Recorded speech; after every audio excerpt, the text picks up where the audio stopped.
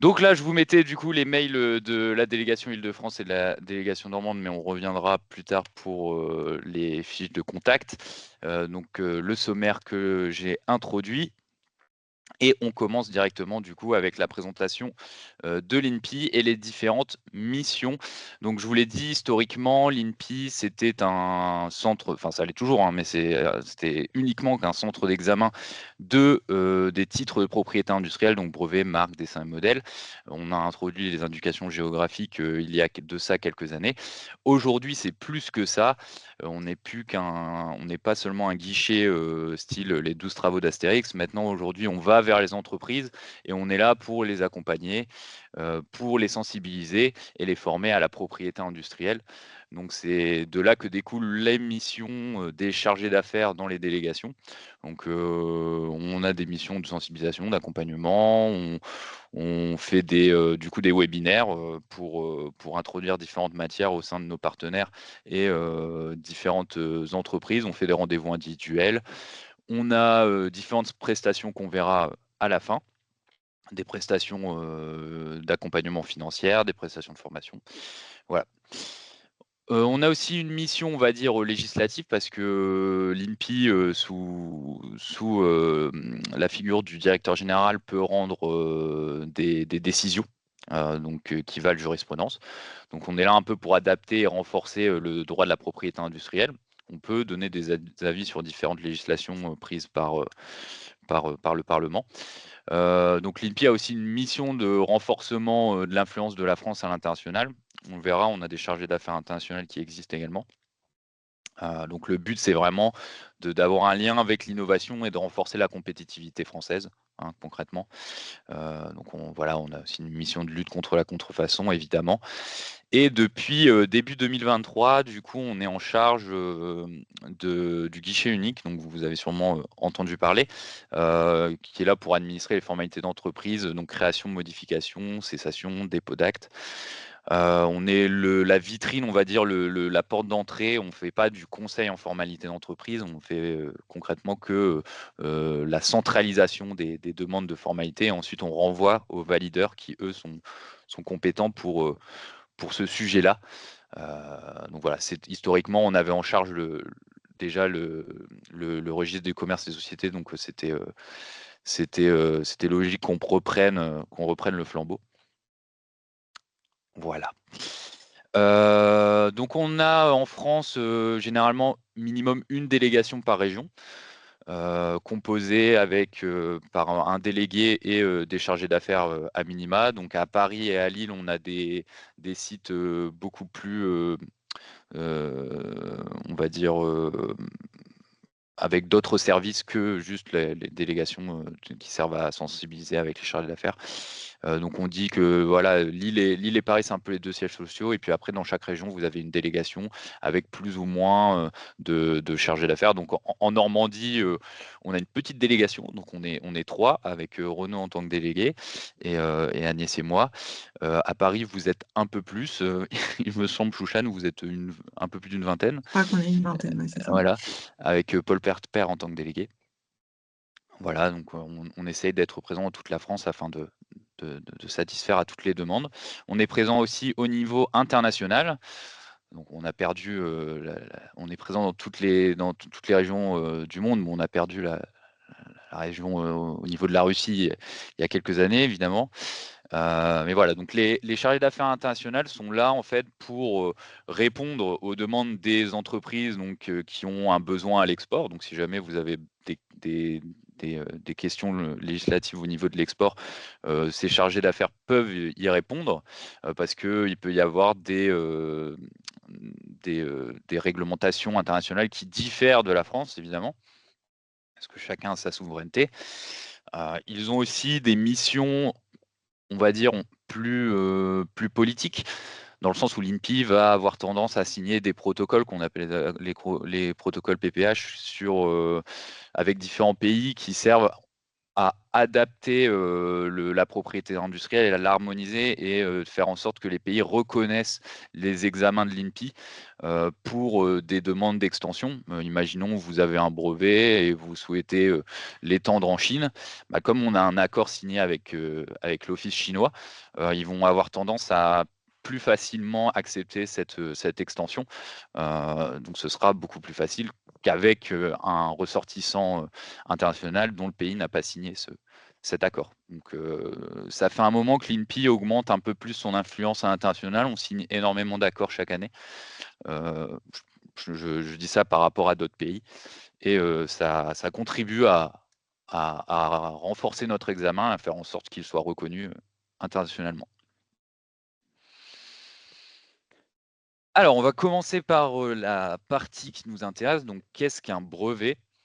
Alors, il faut savoir que le brevet s'inscrit dans une multitude de des possibilités de protection qui existent pour une innovation. Si on repart de la base et qu'on prend l'exemple ci-dessus, enfin, en présence, le smartphone, à la base, l'idée du smartphone, le concept du smartphone n'est pas protégeable. C'est ce qui va être à l'intérieur qu'on va pouvoir protéger.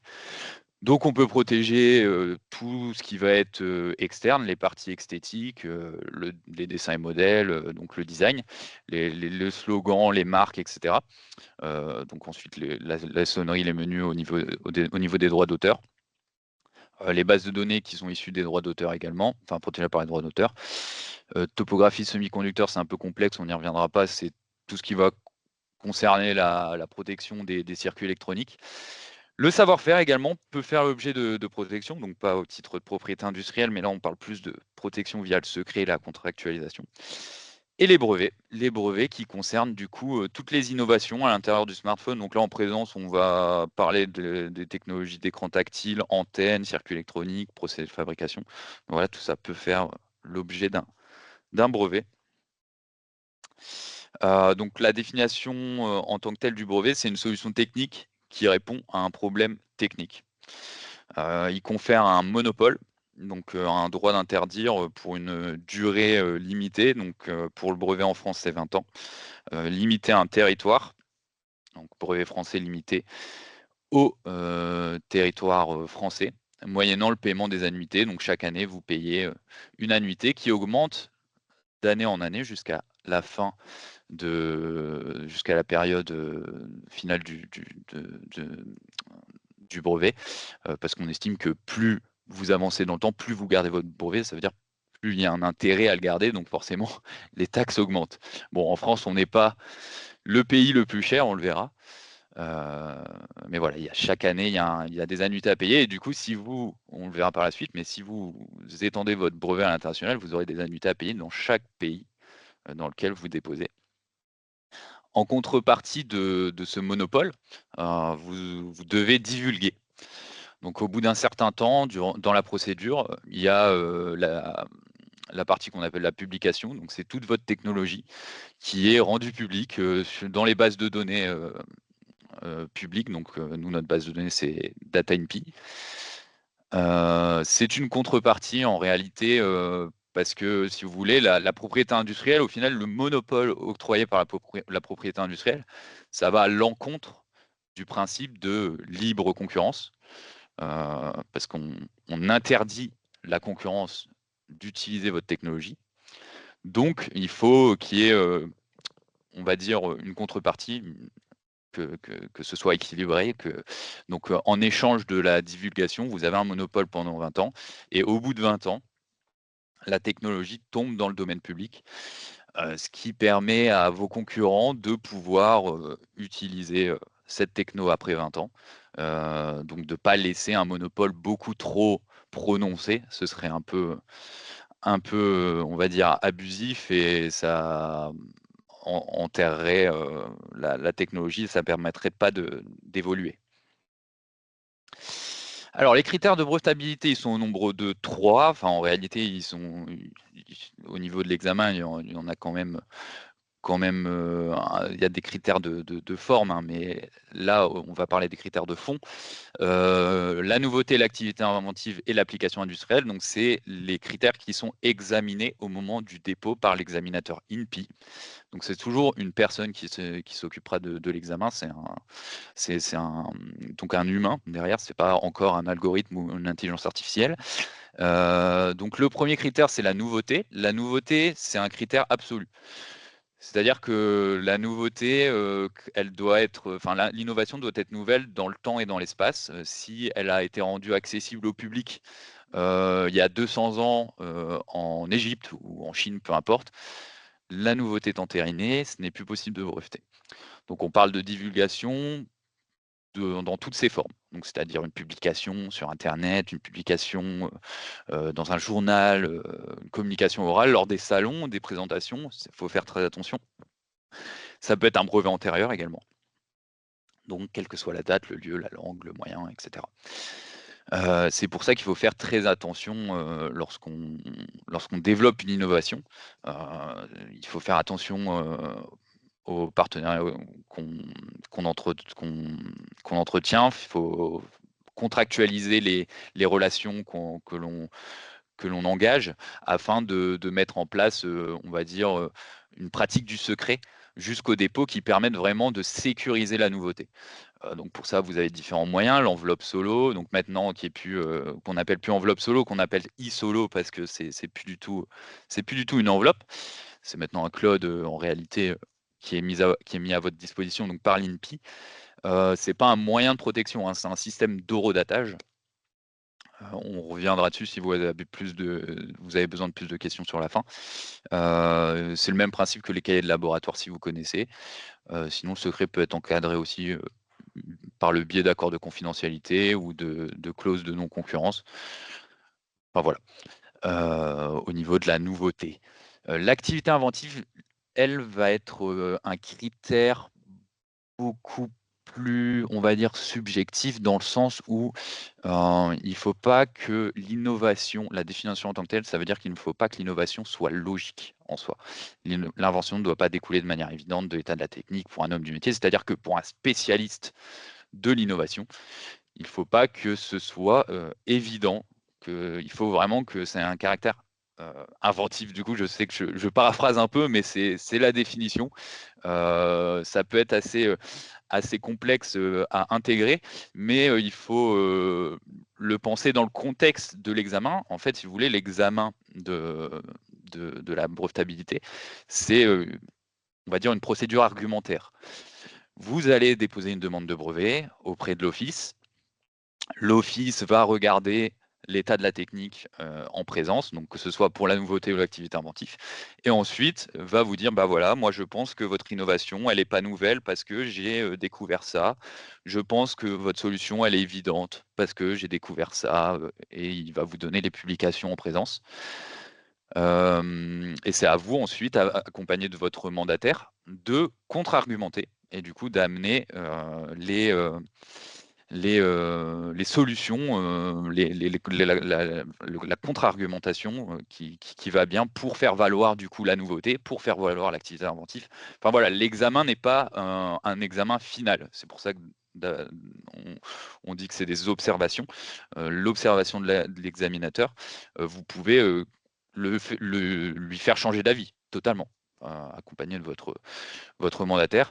Il y a souvent, au début, le dépôt d'un brevet n'est souvent pas le dépôt final, enfin l'état final du brevet.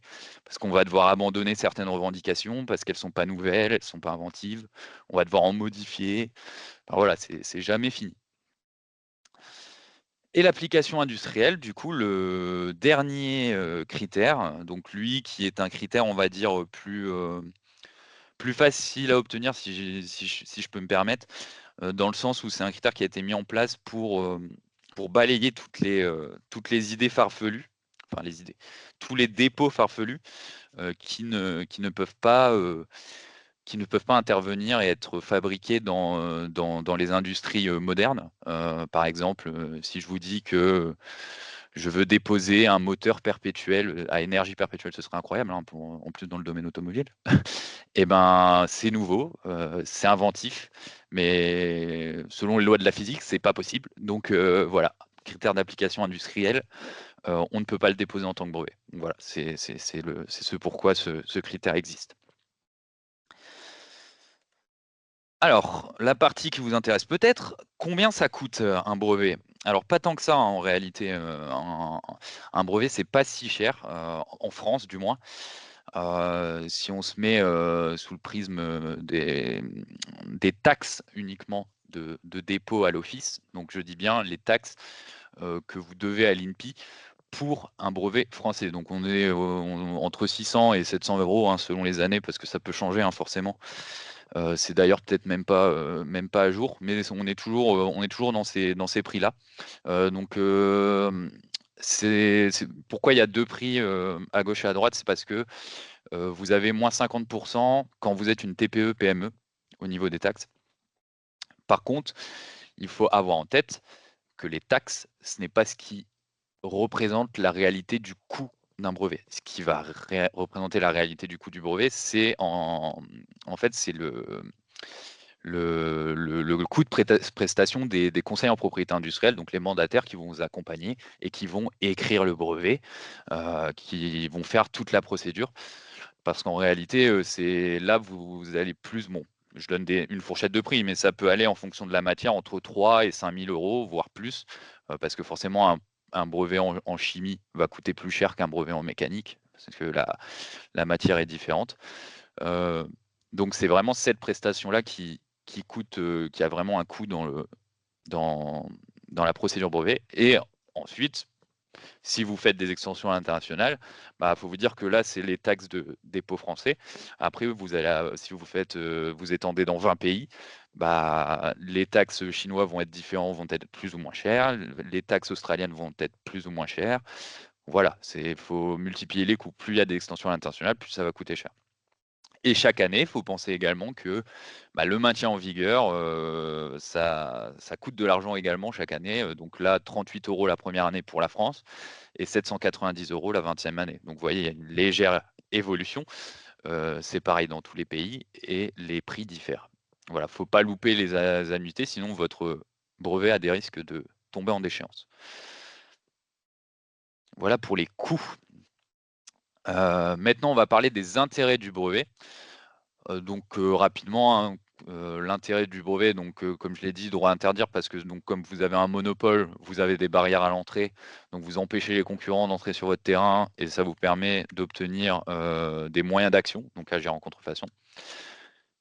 La valorisation du brevet, donc c'est un actif immatériel de l'entreprise, donc c'est dans votre portefeuille, donc c'est un titre, hein, en réalité, qui, peut indirectement vous procurer des, revenus financiers. Donc ça, c'est plus ou moins vrai parce que c'est un peu, c'est difficile aujourd'hui, on va dire, d'obtenir des revenus positifs, via, les contrats de licence, mais, enfin voilà, ça va pas contrebalancer tout le coût que vous coûte un brevet, mais c'est un moyen, c'est d'avoir des revenus, financiers passifs. En plus d'accroître votre crédibilité et votre visibilité et voilà, convaincre des investisseurs. Parce qu'aujourd'hui, on sait très bien qu'avoir un portefeuille pays, que ce soit de brevets, de marques et cetera, lorsque vous faites une levée de fonds, les investisseurs vous demandent, voilà d'être propriétaire et vous paraissez plus crédible que quelqu'un qui rentre sur le marché et qui a aucun titre, donc aucun moyen de pression, aucune barrière à l'entrée. C'est un peu plus touchy. Au niveau des négociations, bah, voilà, ça vous permet de trouver plus de partenaires. On est toujours en lien avec la crédibilité, hein, et de renforcer vos positions.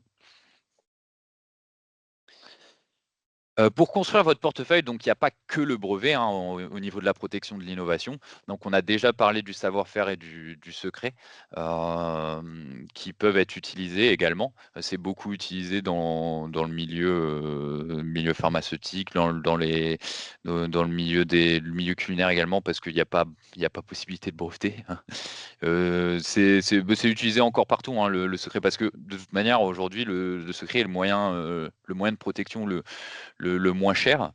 Néanmoins, ça a ses limites, hein. C'est-à-dire que vous allez avoir du mal à commercialiser le produit si vous ne faites aucune publication. Ça peut paraître compliqué. Après, au niveau des cousins, on va dire, de la demande de brevet, on a le certificat d'utilité qui est une demande de brevet ou en plus simplifiée, où il n'y a pas de rapport de recherche. Donc ça vous donne quand même un titre de pays opposable, euh, uniquement sur le marché français. Et vous allez avoir une protection de 10 ans. Donc c'est plus court que le brevet. Ensuite, vous allez avoir la demande provisoire. Là, on va dire que c'est plus sur les technologies qui ne sont pas encore matures pour atteindre la procédure brevet et que vous allez juste avoir besoin de prendre date pour démarrer la protection. C'est une procédure qui existe et qui peut être utilisée. Et après, ben, il y a la publication. Parce qu'en effet, si vous avez une technologie, imaginons, vous avez une technologie qui ne vous, on va dire, pas qui ne vous sert pas, mais dont vous n'avez pas d'intérêt à protéger aujourd'hui parce que vous ne voulez pas l'utiliser, parce que c'est pas à 100% votre terrain ou vous avez tout simplement pas envie de vous lancer là-dedans. Publier, en fait, va vous permettre juste d'entériner la nouveauté et d'empêcher des nouveaux brevets d'être déposés sur la techno, parce que comme je vous l'ai dit précédemment, s'il y a publication de peu importe qui, c'est plus possible de breveter. Donc il y a énormément d'entreprises avec des centres de recherche qui publient des technos qui ont été découvertes pour empêcher les concurrents de breveter la techno si jamais ils devaient mettre la main sur celle-ci.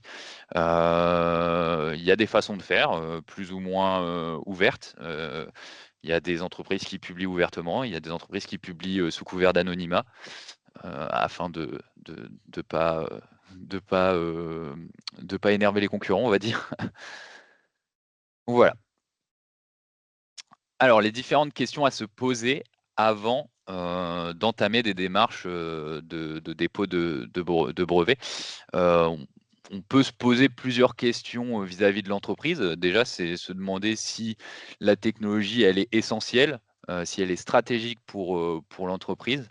Parce que si c'est une techno qui ne vous sert pas, bah, ça ne sert à rien d'entamer des démarches pour la déposer. Est-ce que vous allez avoir les moyens à moyen long terme d'entamer des poursuites en contrefaçon si jamais vous vous faites spolier vos droits? Est-ce que vous avez les moyens humains? Est-ce que vous avez les moyens financiers? Est-ce que vous vous êtes renseigné sur les aides financières en présence qui existent? Tout ça sont des questions à vous poser parce que si vous n'avez pas les moyens financiers d'assumer une stratégie renforcée en brevetabilité, en dépôt de brevet, bon, ça sert à rien d'avoir une stratégie agressive et de déposer 100 brevets à l'année. Enfin voilà, enfin personne ne fait ça, hein, mais c'est des questions qu'il faut se poser avant le dépôt, évidemment. Évidemment, au niveau du projet également, est-ce que c'est un projet à moyen long terme? Est-ce que c'est un projet à court terme? Est-ce qu'il y a des partenariats qui sont envisagés, etc. Euh, voilà, est-ce que déjà la solution est nouvelle? Donc pour ça, il faut évidemment faire une veille pour faire une recherche d'antériorité par vous-même déjà d'engager les services d'un conseil en propriété industrielle, parce que toutes les données sont gratuites en réalité. Les brevets, les dépôts de brevets sont disponibles gratuitement dans des bases de données, donc vous pouvez vous-même faire des recherches pour savoir si votre solution elle est nouvelle ou non, si elle a apporté de la technique à l'existant, ou si elle peut être facilement copiée. Parce on peut breveter une innovation et ça ne vous garantit pas que l'innovation sera protégée à 100%. Il peut y avoir des entreprises qui trouvent un moyen de la détourner parce que le brevet n'est potentiellement pas fort. On a des brevets qui existent qui sont plus ou moins fort. Donc voilà, la force du brevet est une question à se poser avant le dépôt. Est-ce que mon brevet va être fort? Est-ce qu'il va servir? Ou est-ce que c'est juste un brevet qui est là pour dire bah voilà, je suis présent sur le marché, j'ai un brevet, voilà. Il y en a beaucoup. Il y a beaucoup de brevets aujourd'hui qui n'ont pas une forte proposition en termes de protection et qui sont là purement question de marketing ou de questions commerciales. Pareil, bon, il y a des questions à se poser également sur le marché. Est-ce que le marché justifie un tel investissement? Est-ce que c'est pas peut-être un marché de niche?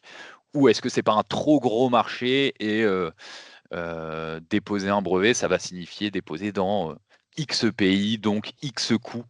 Donc est-ce que ça vaut le coup de dépenser autant? Voilà. Petit point sur la procédure, du coup, rapidement, la procédure en France, donc je vais aller vite, on va retenir que 3 dates. Tac, tac, tac. T12, à partir du dépôt de brevet. À 12 mois, vous avez la fin du délai de priorité pour les extensions internationales. C'est-à-dire qu'à la fin du délai de 12 mois, vous devez avoir choisi si vous étendez ou pas votre brevet à l'international. Donc vous ne choisissez pas dès le début au dépôt français. Vous avez 12 mois pour réfléchir et faire votre choix. Ça reste quand même court, hein. Sachant qu'après, ce sera plus possible. Si vous dépassez les 12 mois et que vous n'avez pas choisi de pays dans lequel vous voulez étendre votre demande de brevet, vous ne pourrez pas revenir en arrière. Voilà, ça c'est très, très important.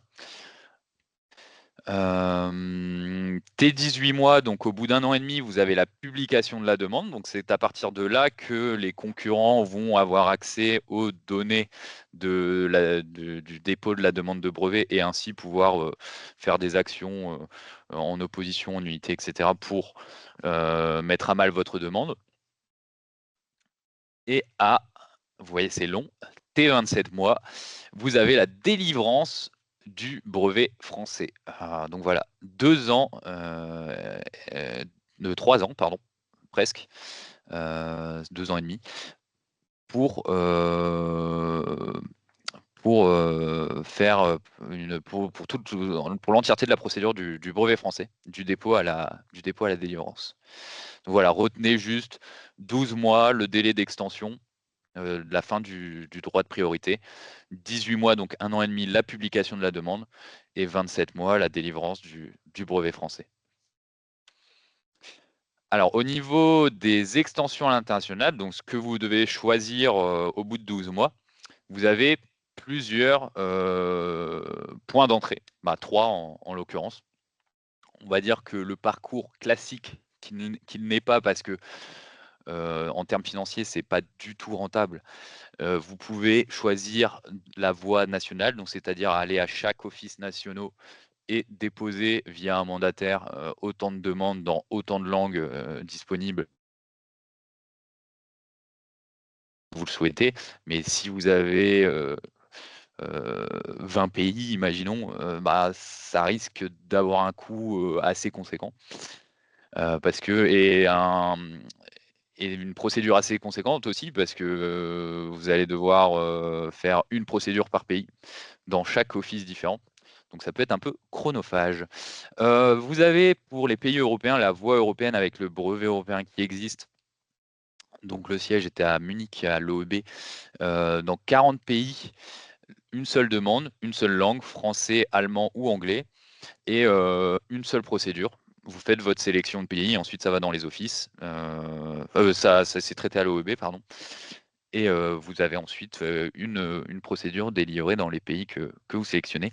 Depuis l'année dernière, donc il y a la juridiction unifiée des brevets qui est sortie, qui ne trouve pas encore son public, mais ça ne saurait tarder. Donc le brevet européen unifié, donc un brevet européen à effet unitaire dispo dans 17 pays de l'Union européenne, donc il n'y a pas tous les pays de l'UE qui l'ont signé, mais ça permet d'avoir un brevet pour 17 pays, on va dire à moindre coût. L'intérêt, il est financier là pour le coup. Si vous avez dans les 17 pays qui ont signé, si si tous les pays qui ont signé, les 17, vous intéressent, c'est, enfin, ça reste intéressant financièrement. Je sais pas si j'ai peur de dire une bêtise, mais je vais le tenter quand même. Je pense que ça ne rencontre pas son succès actuellement parce que l'Allemagne n'a toujours pas signé, si je me trompe pas. À vérifier pour le coup. Voilà. Et pour la dernière procédure, donc la voie internationale PCT, là, pour le coup, c'est pour l'international en dehors de l'Europe. C'est une procédure qui est signée par plus de 157 pays. Vous faites pareil, une seule demande dans une seule langue. Et par contre, là, pour le coup, c'est une procédure préliminaire, puis après, c'est envoyé dans chaque office individuellement. Bon, ça, vous vous doutez bien, passer par là, ça permet d'avoir quelques facilités de délivrance, surtout dans les pays où il y a des accords PPH qui ont été signés avec la France, par exemple. Voilà, voilà pour la procédure à l'international. Donc retenez qu'il y a trois voies d'entrée, la voie individuelle dans chaque office, la voie européenne et la voie internationale PCT. Donc voilà, donc je vais laisser Shushan continuer sur la partie spécifique des logiciels et bases de données. Donc comme Merci j'ai la main, Gauthier. tu me dis quand tu veux que Euh, je change de oui, slide. nickel. Merci beaucoup. Donc maintenant, on va s'intéresser un petit peu à tout ce qui va être protection des actifs numériques, donc surtout logiciels et bases de données. Je vais commencer par vous présenter un petit peu les différentes typologies d'actifs immatériels pour que vous compreniez un petit peu comment se constitue la propriété intellectuelle. Donc au sein de la propriété intellectuelle, on va avoir deux grosses catégories.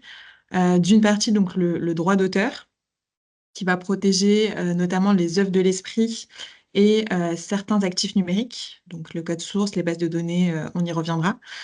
Et à côté de ça, on retrouve donc la propriété industrielle, donc avec les trois titres de propriété industrielle, à savoir donc les brevets, les marques et les dessins et modèles. Donc on peut voir que ces deux grosses catégories ont des protections différentes. D'un côté, donc tout ce qui va relever du droit d'auteur enfin, ne nécessite pas de dépôt obligatoire, mais sur ça, on va devoir se constituer des preuves. Donc ça, on y reviendra un petit peu juste après.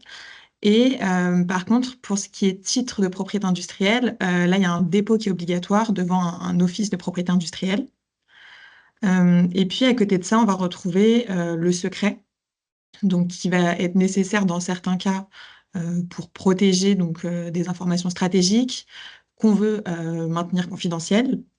Et pour ça, donc, il va falloir mettre en place, donc formaliser des contrats de confidentialité ou des clauses dans des contrats plus globaux, donc pour éviter toute divulgation du public. Tu peux passer à la slide après. Et donc là, on va un petit peu s'attarder plus spécifiquement sur la protection du logiciel en analysant un petit peu chaque composante du logiciel qui vont pouvoir être protégées sous un angle différent. Donc, on a certains éléments du logiciel qui vont pouvoir être protégés par le droit d'auteur. C'est notamment le cas donc, du code source, du code objet ou des interfaces graphiques.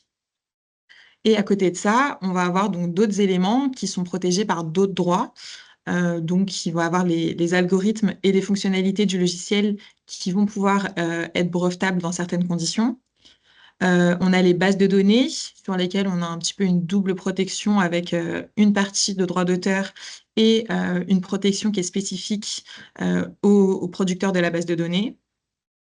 Et puis à côté de ça, on va avoir par exemple le titre du logiciel qui, lui, va pouvoir être protégé sous l'angle du droit des marques, donc par le biais d'un dépôt de marque. Donc, tu peux passer, s'il te plaît. Donc là, on va voir un petit peu sur le droit d'auteur. Je ne sais pas si... Voilà. Donc le droit d'auteur dans le domaine des logiciels va surtout protéger le code source, le code objet et les interfaces graphiques. Donc le droit d'auteur, il va naître directement de la création. C'est pas un titre qu'on doit déposer, mais il naît dès lors qu'on va créer quelque chose sous plusieurs conditions. Pour pouvoir avoir du droit d'auteur, il faut qu'il y ait une condition d'originalité. Donc, il faut qu'il y ait un petit peu la personnalité de l'auteur, il faut qu'il y ait une patte un petit peu qui soit apportée à cette création. Donc, vraiment une originalité caractérisée. Et il faut que l'œuvre soit matérialisée. Donc, on ne va pas pouvoir protéger une idée ou un concept sans que ça soit vraiment matérialisé. Et donc, comme on l'a dit, au niveau de la forme, il n'y a pas de dépôt obligatoire. Donc, comme je l'ai dit, le droit d'auteur naît directement de la création sans qu'on ait besoin de le déposer. En revanche, ce qu'il va falloir faire, c'est se constituer des preuves, donc pour pouvoir ensuite rapporter ces preuves sur ces droits d'auteur en cas de litige, en cas d'action ou d'atteinte à ces droits. Ok. Donc, comment se constituer des preuves pour rapporter ces droits d'auteur? En fait, ça va passer par ce qu'on appelle un dépôt probatoire. On en a un petit peu parlé, Gauthier l'a évoqué tout à l'heure. Donc, il y a un dépôt probatoire. Ce qu'il faut savoir, c'est que c'est pas un titre de propriété industrielle. C'est vraiment une preuve de vos droits. Donc, il y a plusieurs avantages à effectuer un dépôt probatoire. La première chose, c'est que va vous permettre en fait de prouver la titularité de vos droits. Donc, ça va rapporter la preuve que telle entité, que telle structure, que tel organisme a créé ce code, cette invention, cette création. Et donc, ça va permettre de bénéficier d'une présomption de titularité. Et ça va également vous apporter donc une date certaine qui est recevable devant un tribunal, donc pour vous octroyer l'antériorité sur votre création. Ça a aussi d'autres avantages, notamment dans le cadre de levée de fonds, d'investissement, etc., donc en fait, ça va permettre de matérialiser votre création numérique. Et ces évolutions, si vous faites des dépôts au fur et à mesure du développement de votre projet. Et ça va vous permettre de vous constituer un portefeuille de création numérique, donc de répertorier un petit peu tout ce qui va faire partie de ce portefeuille. Les dépôts probatoires, ils peuvent être réalisés de différentes façons. Donc, il y a plusieurs outils qui existent pour se créer des preuves de son droit d'auteur. Vous avez notamment l'enveloppe e-solo, donc maintenant qui est complètement dématérialisée, qui se trouve donc sur la plateforme de l'INPI, sur laquelle donc voilà, vous avez plusieurs choix. Vous pouvez donc téléverser des documents, que ce soit du code, que ce soit du texte, du visuel, etc. Enfin, vraiment toutes sortes de documents pour une durée que vous pourrez choisir. Et à côté de ça, on a d'autres outils qui existent, notamment l'Agence pour la protection des programmes, qui est là une association à laquelle il faut adhérer. Donc ça, c'est un petit peu donc vraiment un mécanisme un peu plus complet sur notamment la protection des logiciels, parce que là, vous avez la possibilité de faire du versionning, de mettre à jour vos différents dépôts. Voilà, donc il y a différentes façons de le faire à des coûts différents en fonction un petit peu de votre projet. Et ensuite, vous avez aussi d'autres outils, notamment via huissier, via notaire ou via d'autres organismes plus spécialisés en fonction de votre domaine d'activité. Hop, que tu peux juste passer à la slide d'après. Voilà, merci. Donc, on a beaucoup parlé de brevets. Du point de vue du logiciel, il y a certains éléments du logiciel qui vont pouvoir être protégés sous l'angle du brevet. Aujourd'hui, en France, le logiciel en tant que tel n'est pas à proprement parler brevetable, donc c'est un petit peu plus complexe que ça. Il va falloir en fait, il est possible en fait de breveter un programme informatique dès lors qu'il est intégré dans une invention technique. Donc voilà, c'est un petit peu compliqué à appréhender. Il faut en fait que ça soit intégré dans un dispositif, dans une machine ou dans un processus global plus technique pour pouvoir prétendre à une protection par brevet. Donc en fait, c'est possible de breveter des solutions logicielles qui vont présenter un aspect technique. Donc on peut dire que le brevet peut être accordé pour une invention qui va intégrer un logiciel, mais pas pour le logiciel en tant que tel s'il est pris isolément.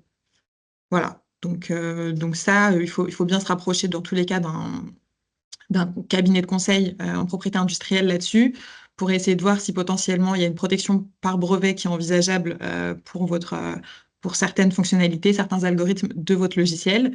Mais voilà, c'est quand même assez compliqué à mettre en œuvre. Faut vraiment être sûr qu'il y a un aspect technique à tout ça pour pouvoir se lancer et envisager une protection par brevet. Donc maintenant, petit focus sur la protection des bases de données.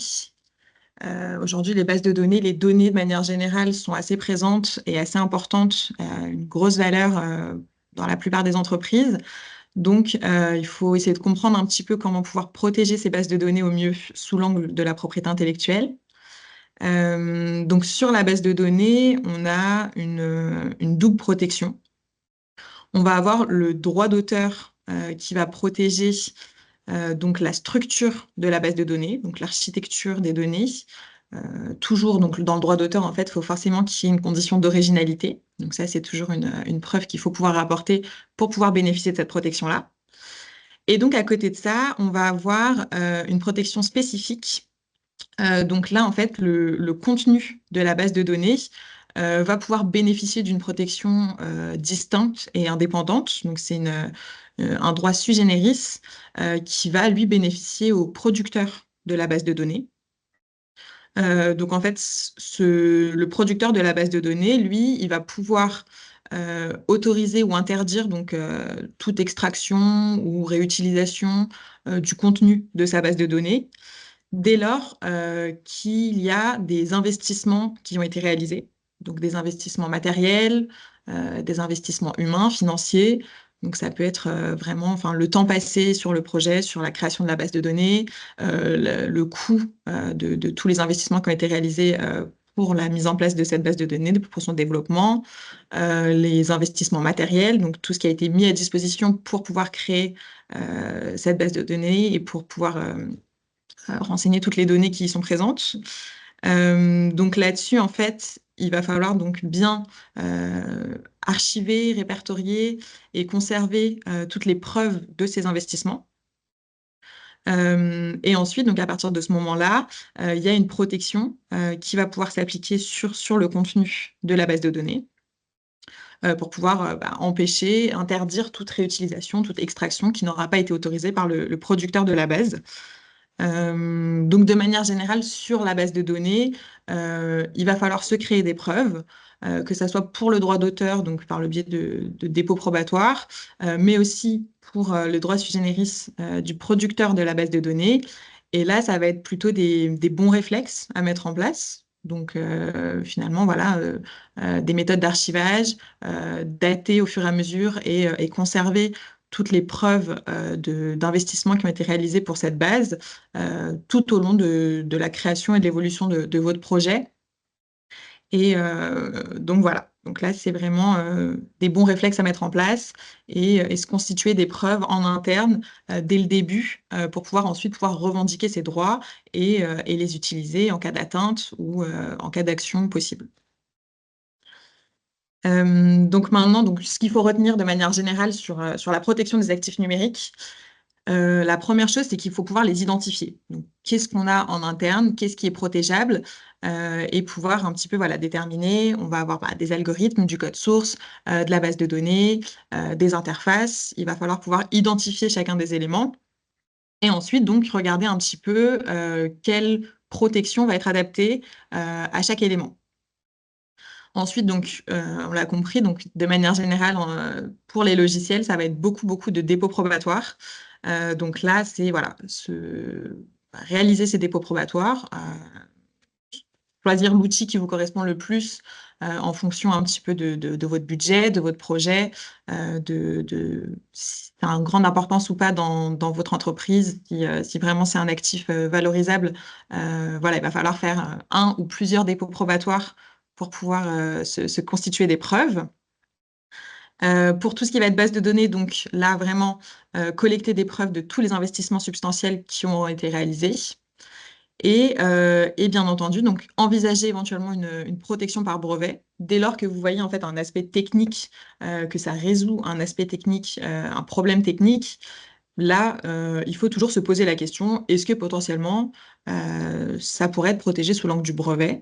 Et donc, dans ces cas-là, bah, faire peut-être ses recherches de son côté et puis ensuite contacter un cabinet de conseil pour pouvoir être éclairé là-dessus et savoir au moins si la piste, elle est envisageable ou pas. Et ensuite, donc, on n'a pas eu le temps d'en parler forcément, mais savoir identifier qui va être titulaire des droits, donc au sein de la structure, quelle personne physique va être titulaire de ces droits, et ensuite pouvoir déterminer un petit peu bah, s'il y a des sessions qui sont à prévoir, s'il y a des contrats à mettre en place pour pouvoir voilà, que ça soit protégé correctement, que les personnes titulaires des droits soient protégées ou qu'elles puissent céder leurs droits à des entités ou à d'autres acteurs en fonction des besoins. Donc voilà un petit peu sur la protection des logiciels des actifs numériques de manière générale. Maintenant, donc je vais vous présenter rapidement et pour terminer donc tous les accompagnements qu'on peut avoir à l'INPI. Donc comme Gauthier l'a dit, l'INPI maintenant a pas mal de missions et nous, donc en tant que chargés d'affaires, on fait de l'accompagnement. Donc, on a une gamme d'accompagnement, donc la gamme Coaching INPI, qui va permettre de pouvoir accompagner au mieux donc, des entrepreneurs, des porteurs de projets, des PME, des sociétés de manière générale. Ces accompagnements sont dans la grande majorité, gratuits. Et donc, vous y avez le droit à des accompagnements un peu plus spécifiques. Donc, on a déjà pour commencer des programmes donc assez particuliers, donc comme le programme Startup, qui lui va être un programme où la société a besoin d'un accompagnement sur la durée. Donc là, on va pouvoir en fait voilà, faire des rendez-vous réguliers, mettre en place des prestations sur le long terme pour accompagner la société au mieux. On a aussi le programme Alliance Pays, qui lui va être assez spécifique et qui va concerner vraiment des situations où il y a un transfert de technologie, une relation entre le public et le privé. Voilà, donc c'est possible de vous faire aider sur ces sujets-là. Et après, on a d'autres accompagnements. Donc, on a des accompagnements de diagnostic. Ça, je vais vous le présenter un petit peu après. Des aides, des soutiens un petit peu financiers par le Pass Pays. On a aussi la Masterclass Pays que je vais vous présenter aussi un peu plus en détail juste après. Et la cartographie des brevets qui, elle, est très spécifique donc, au domaine des brevets, qui va pouvoir vous permettre d'analyser un petit peu tout l'environnement technologique et concurrentiel auquel vous avez affaire pour savoir un peu où vous situez, comment vous placer, etc., pour pouvoir ensuite orienter votre stratégie et voir à quel endroit c'est plus intéressant de s'implanter. Donc, je vais faire un petit point sur trois accompagnements qui sont un peu plus importants. Donc, le pré-diagnostic pays, donc ça va être une prestation qui s'adresse à des sociétés qui vont avoir besoin d'une feuille de route, donc pour protéger un peu tous leurs actifs. Ça va permettre en fait d'évaluer tous vos besoins et de dresser un rapport avec donc toutes les étapes à mettre en place. Ça peut contenir un volet sur la marque, sur le brevet, sur vos actifs numériques. Et vous allez avoir en fait voilà, une feuille de route avec aujourd'hui vos besoins sont tel et tel besoin. Voici comment les protéger au mieux avec voilà, donc une feuille de route et un rapport qui vous est délivré à la fin avec des rendez-vous pour pouvoir en discuter, pour pouvoir répondre à vos questions. Donc cette prestation, elle est valorisée à 1 500 euros, mais elle est entièrement financée par l'INPI, donc elle est gratuite pour l'entreprise. Donc voilà, donc ça c'est la première prestation un petit peu de diagnostic. À côté de ça, on a la masterclass propriété intellectuelle. Donc là, en fait, c'est une de nos plus grosses prestations qui est vraiment formation coaching. Donc ça va s'articuler sur 6 mois. Vous avez en tout 3 journées collectives. Donc, en fait, c'est par promotion. On en a une par an. Ça s'organise donc un peu de la façon suivante. Vous avez 3 journées collectives avec donc toutes les autres sociétés qui participent à cette masterclass. Et ensuite, vous avez donc 4 demi-journées de coaching. Donc là, avec des coachs qui vont venir au sein de votre entreprise, dans vos locaux, pour pouvoir former au mieux, que ce soit vous, vos équipes. Voilà, il n'y a pas de nombre spécifique. Vous pouvez intégrer toutes vos équipes pour être formés au mieux à tout ça. Et là, c'est sur des thèmes que vous allez pouvoir déterminer en amont. Si par exemple vous avez un gros sujet brevet, bah, c'est possible de mettre en place un, deux coaching sur les brevets, sur d'autres sujets, sur le savoir-faire, sur des aspects contractuels, etc., avec vraiment un expert de la propriété intellectuelle qui vient et qui vous coach. C'est du sur-mesure en fait. Donc ça, en fait, c'est une masterclass qui vous permet un petit peu de maîtriser la propriété intellectuelle en interne, donc de comprendre un peu mieux comment ça fonctionne, pour pouvoir ensuite, si vous faites appel à des cabinets, comprendre un peu mieux les enjeux, comprendre un peu mieux le coût de chaque prestation notamment, et pouvoir un petit peu inclure cette stratégie dans votre stratégie globale à vous, que ça prenne une place à part entière et que vous la maîtrisiez au mieux. Donc cette masterclass, elle est valorisée à 10 000 euros et elle est financée en grande partie par l'INPI, donc à 70% par l'INPI. Donc au final, ça vous revient à 3 000 euros, donc tout compris. Et donc voilà, vous avez 2 journées collectives en introduction pour rencontrer les autres entreprises, avec le parrain de la promotion qui va venir vous faire un retour d'expérience et des cas pratiques un petit peu pour débuter. Vous avez ensuite les 4 coachings et à la fin, une journée de retour d'expérience un petit peu de tout le monde pour pouvoir faire le point, faire un bilan sur cette masterclass. Donc, on a une session par an, une session par région. Donc, en Normandie et en Île-de-France, on va avoir nos sessions qui vont débuter en février 2025. Voilà, donc pour information. Et enfin, donc sur le Pass Pays, donc là, c'est une aide financière en fait grâce à laquelle l'INPI peut vous aider à financer la moitié des honoraires donc d'un cabinet de conseil, d'un cabinet d'avocats avec lequel vous êtes amené à travailler pour certaines prestations. Donc là-dessus, nous, on a en tout 16 prestations sur différents thèmes. On a beaucoup de prestations en matière de brevet, parce que le brevet, comme Gauthier vous l'a dit tout à l'heure, il y a pas mal, enfin, c'est assez coûteux en termes de taxes, mais le plus coûteux, ça reste donc les honoraires du cabinet, donc du conseil qui va vous aider à faire la recherche, à rédiger, à déposer le brevet.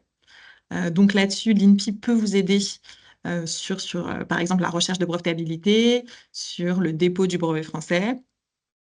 On a aussi des prestations en termes de finances, donc évaluer ses actifs, valoriser ses actifs, un petit peu de défense. Donc là, s'il y a un contentieux ou si vous avez voilà, un doute sur un potentiel contentieux, faire une analyse précontentieuse en amont. On a de l'accompagnement contractuel. Donc là, dès lors que vous avez besoin de mettre en place des contrats de propriété intellectuelle ou des contrats plus globaux avec des clauses de propriété intellectuelle, donc c'est possible de vous aider financièrement là-dessus. Et ensuite, des aspects numériques et aussi tout ce qui va relever de l'international. Donc, dès lors que vous voulez vous exporter votre titre, donc que ça soit votre marque, que ce soit un brevet français que vous voulez ensuite développer à l'international, en Europe ou peu importe, c'est aussi possible de mettre ça en place. Voilà, et de manière générale, il y a certaines conditions pour en bénéficier. Donc, il y a vraiment un aspect d'innovation qu'il faut mettre en avant pour pouvoir être éligible au Pass Pays. Mais donc voilà, et ça, on pourra vous en parler plus largement si vous avez des besoins et qu'on met en place des rendez-vous individuels et qu'on détecte un besoin d'accompagnement au sein de votre structure. Et puis, donc, pour terminer, si vous souhaitez un petit peu vous initier à la propriété intellectuelle, donc déjà, ce webinaire, c'est un premier pas pour cette initiation, mais si vous souhaitez un petit peu en apprendre un peu plus, vous former un peu vraiment sur les bases, l'INPI a mis en place des MOOC. Donc, c'est vraiment des cours qui sont en accès libre, qui sont gratuits sur la plateforme INPI.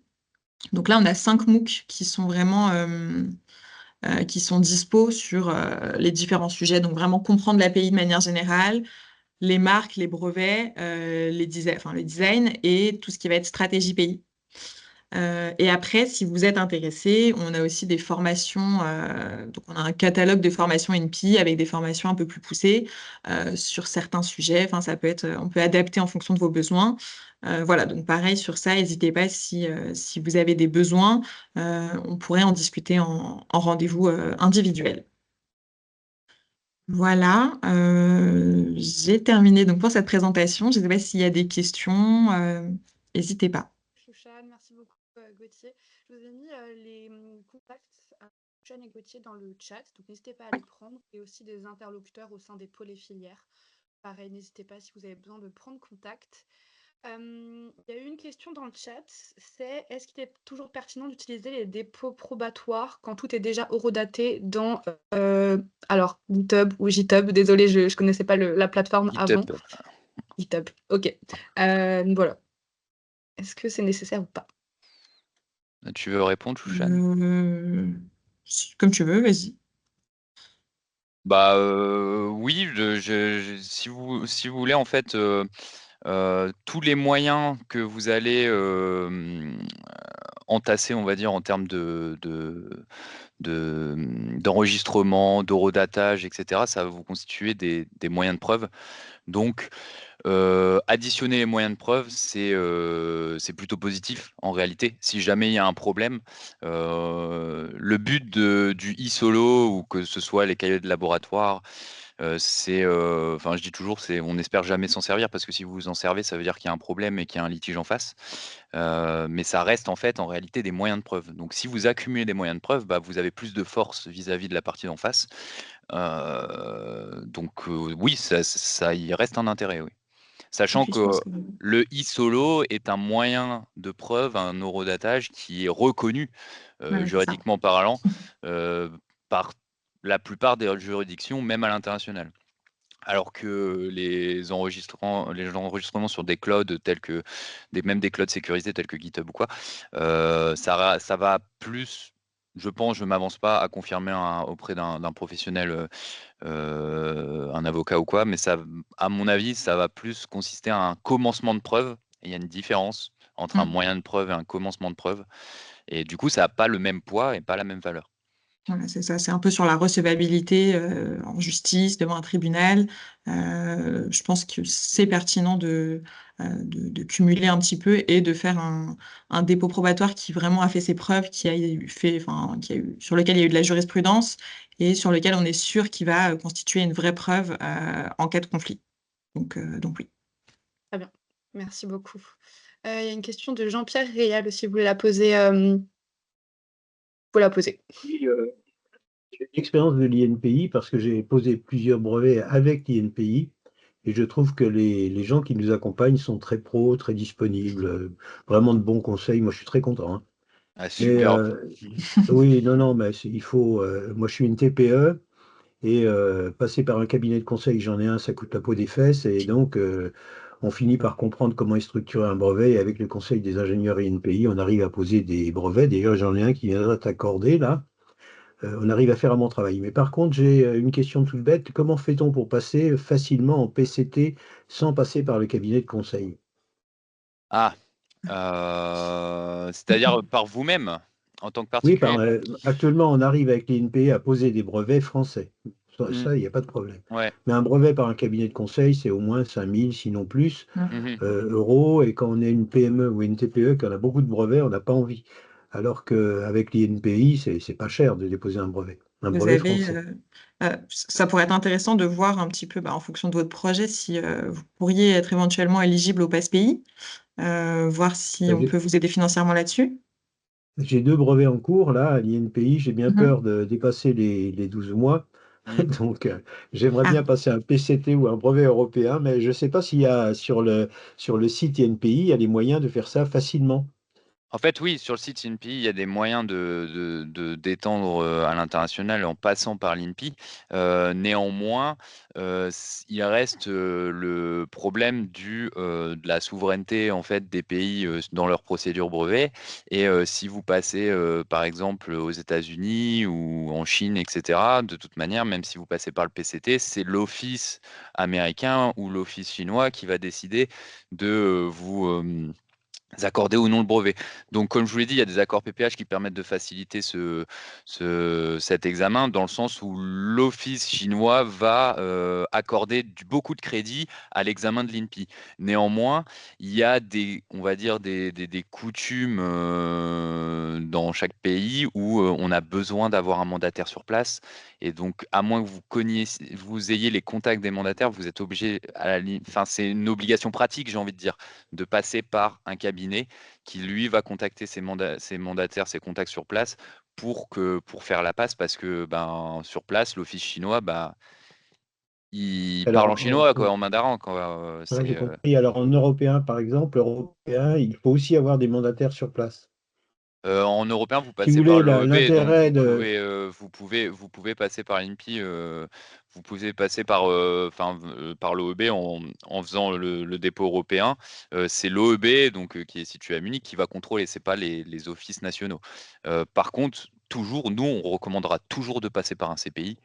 C'est comme je vous le dis, comme je vous l'ai dit, c'est des professionnels de la pays, donc ils auront toujours l'obligation déjà de vous bien conseiller sur la stratégie à adopter au niveau de votre brevet et d'en faire un brevet fort, parce que si vous déposez pour déposer un brevet, au final, vous risquez d'avoir un brevet faible, et ça, c'est tout le problème, quoi.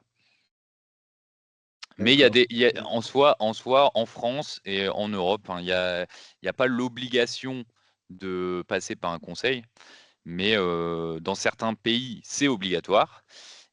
Et moi, je dirais plus que c'est une obligation pratique, même en France, en réalité, de passer par un conseil, parce que ça vous garantit en réalité d'avoir un brevet qui est fort, quoi. Et pourquoi l'INPI créerait pas un CPI? Ah, ça c'est la grande question. Bah ouais, Vous écoutez, avez parce des que chargés si d'affaires, on, si nous vous, qui faisons des recommandations et pas du conseil, parce qu'en réalité on peut pas être juge et partie à la fois, vous comprenez. L'INPI dispose d'examinateurs qui examinent les demandes de brevets.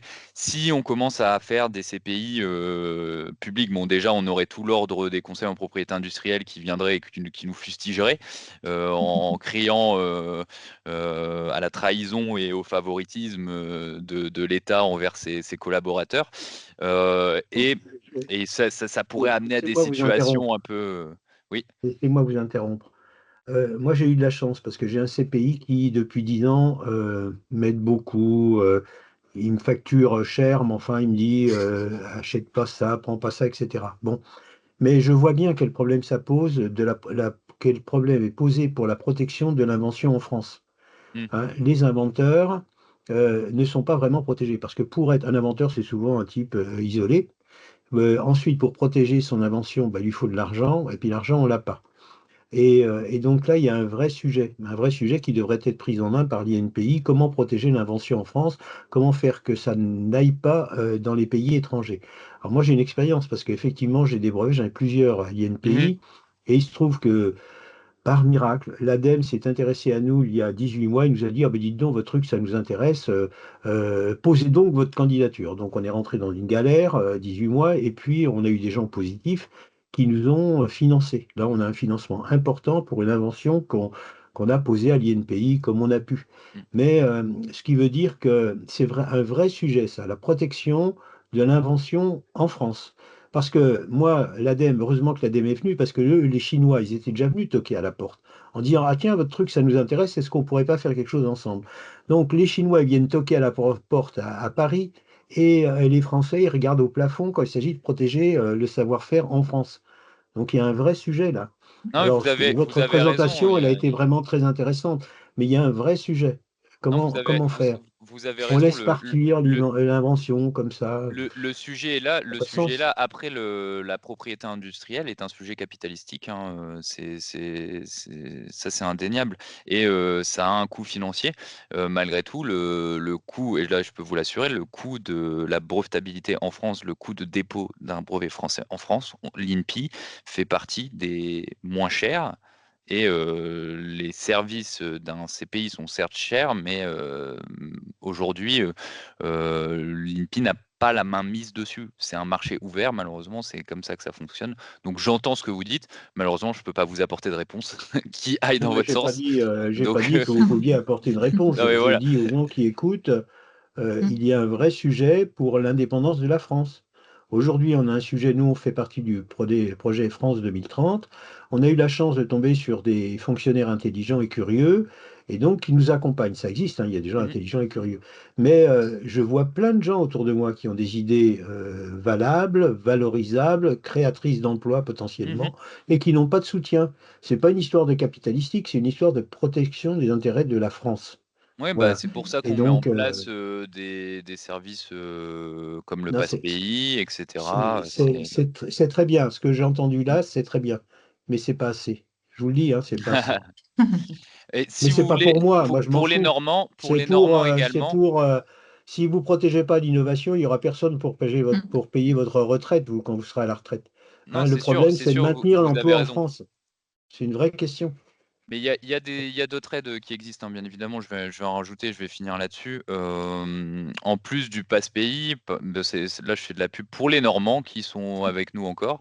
Il y a, par exemple, ça doit exister la même chose avec la région parisienne, mais il y a l'impulsion conseil qui est dans le même, c'est une aide de l'AD Normandie, qui est dans le même ton que le passe-pays et qui permet de se faire financer avec des critères peut-être un peu moins restrictifs sur l'innovation, des prestations et des honoraires d'avocats, de conseils, et cetera, donc voilà, en fait, en réalité, je pense que si on parle purement financier, les aides existent. Après, c'est plus la communication autour Mm. qui doit être véhiculée. C'est pour ça qu'on fait des webinaires, comme celui-ci et c'est pour ça que c'est très serviable et que je remercie du coup Nextmove de nous avoir, et la filière de nous avoir, invités. Voilà, et tous les autres pôles, du coup, Et tous les autres NAE, pôles. Pôle TES, Ouais. Aztec, exact. Merci beaucoup en tout cas Jean-Pierre pour votre retour, au moins, il y a un bon retour pour l'INPI. Ça, c'est déjà chouette et vu que la session est enregistrée, moi j'ai une dernière question assez générale pour clôturer là-dessus. À quel stade est-ce que de mon projet, de l'innovation, de la recherche, est-ce que je vais penser en fait à protéger mon innovation? Est-ce que c'est dès le départ? À quel stade de maturité en fait je pense à l'INPI? À quel stade est-ce que je vous contacte? Voilà, c'est pour clôturer un petit peu, tout ça, sur cette question. Alors, moi, je pense que c'est dès le départ. Enfin, moi particulièrement, j'ai l'habitude de rencontrer des porteurs de projets, des fois qui n'ont pas encore créé de société, OK. qui sont vraiment à l'aune de leur projet. Il y en a certains qui sont un peu plus avancés, mais du coup, enfin, par exemple, à tout ce qui va être dépôt de marque ou réflexion sur le secret, sur le brevet, ça doit être quand même mis en place assez tôt. Après, il n'y a pas de règle absolue, c'est un petit Mmh. peu en fonction des dispos de chacun, du temps consacré. Mais voilà, dès le début, c'est complètement possible et au fur et à mesure de l'évolution, s'il y a besoin d'un accompagnement, en tout cas, c'est possible. Bah, super, merci Non, beaucoup. mais attendez, moi je pense qu'il faut poser, dès qu'on a une idée, on pose une enveloppe solo. Ça coûte rien. Exactement. Parce que quand on a une idée, c'est pas parce qu'on est génial. Sachez que quand vous avez une idée, il y a 10 personnes dans le monde qui ont la même idée que vous. Alors c'est le premier qui pose. C'est Mhm. comme ça. Le brevet, c'est un acte commercial, c'est d'empêcher l'autre de venir faire ce que vous faites. Bon, bah voilà, il faut poser tout de suite. Enveloppe solo, ça coûte 15 euros. Alors ça, c'est pas compliqué. Vous écrivez un truc, vous le posez, paf, c'est bon. Et après, Super, vous donc au enrichissez. plus tôt alors, c'est le conseil. Voilà, Bah, voilà. Exactement. écoutez, merci beaucoup. Je sais Bon. pas s'il y a d'autres questions, mais s'il y a pas d'autres questions, on va pouvoir clôturer parce que, oui, on a déjà dépassé de 15 minutes. Merci beaucoup encore une fois. On a enregistré la session, donc on va pouvoir la diffuser au sein des réseaux. Ça, c'est super. Merci à ceux Là, qui je étaient vous appelle, présents. hein. Je vous appelle de là. Oui, Je veux n'hésitez parler pas, avec vous. envoyez-moi un mail, on bloque un Au créneau. revoir tout le monde. Super. Très Au bonne revoir tout le journée, monde. merci encore. Merci. Merci.